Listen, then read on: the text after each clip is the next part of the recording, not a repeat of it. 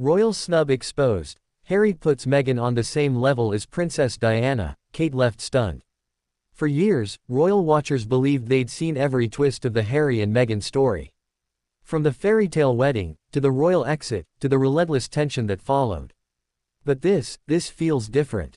This wasn't a public statement or an explosive interview. It was subtle, private, intentional. And yet, it spoke louder than words. According to palace insiders, Prince Harry's recent decision to list Meghan Markle's royal title in a way that mirrors that of his late mother, Princess Diana, has set off a quiet storm within the walls of the monarchy.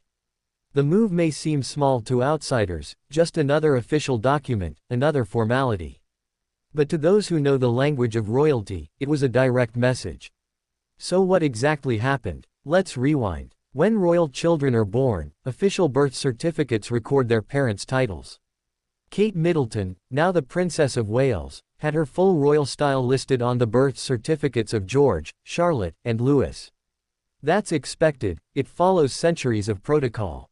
But when it came to Harry and Meghan's documents, something stood out. Unlike previous royal mothers, Meghan's title wasn't styled traditionally. Harry made sure her name carried equal weight and dignity, matching the reverence once given to Diana, Princess of Wales. To some, it looked like an act of love. To others, a defiant statement. And to the palace, it felt like a snub. Because for decades, there has been a quiet hierarchy in royal titles, one that reflects not just position, but emotional power. Diana's title carried heart, legacy, and loss. Kate's, today, carries duty, responsibility, and the future of the crown. But Meghan's, that title was stripped of royal standing after Megxit. So when Harry placed Meghan's name on the same symbolic level as Diana's, it wasn't just romantic. It was revolutionary. And perhaps, deeply personal. Remember, Diana was the woman who taught Harry that love could exist outside royal rules. That compassion mattered more than protocol. That being royal didn't mean surrendering your humanity. For Harry, honoring Meghan in the same breath as Diana wasn't an insult to the monarchy, it was a promise fulfilled. A way of saying, you both fought for love. You both paid the price. But your names, your legacies, live on equally. But inside the palace, things sounded different. One insider reportedly said, Kate was blindsided. She didn't see it coming.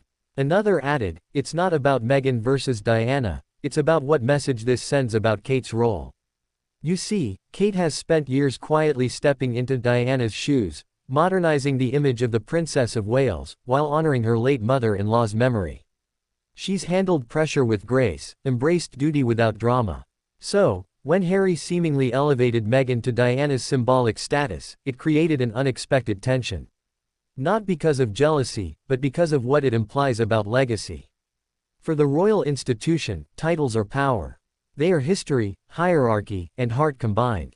And for Harry to manipulate that language, to blur the line between royal and emotional, it shook the structure that defines everything the monarchy stands on. But let's step back for a moment. Was this truly a snub? Or was it Harry's quiet way of telling the world what he's never stopped saying, that Meghan is his person?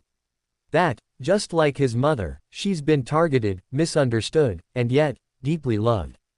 If we look closely at Harry's past interviews, the clues are there.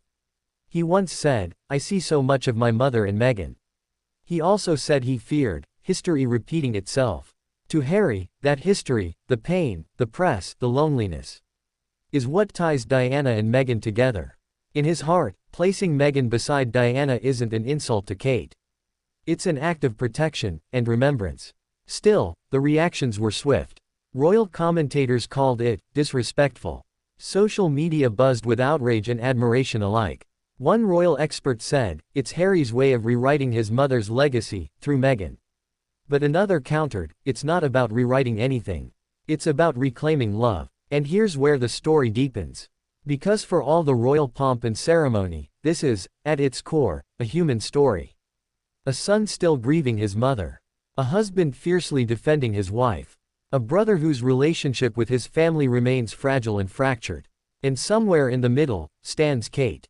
Those close to her describe her reaction as, shocked but composed.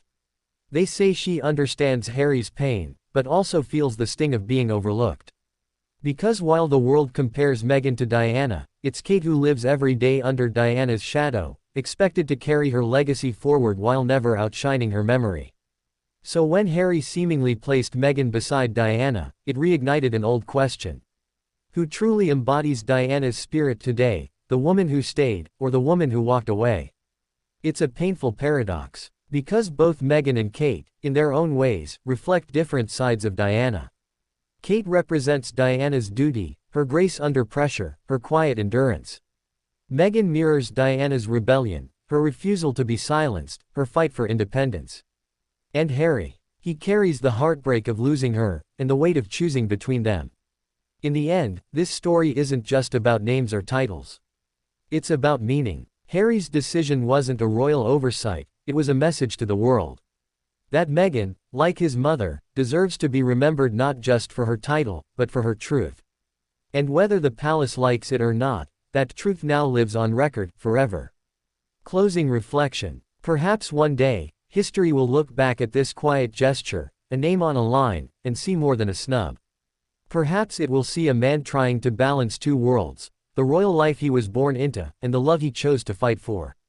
And maybe, just maybe, that's the most Diana-like act of all. Because in the end, love, not title, is the legacy that endures.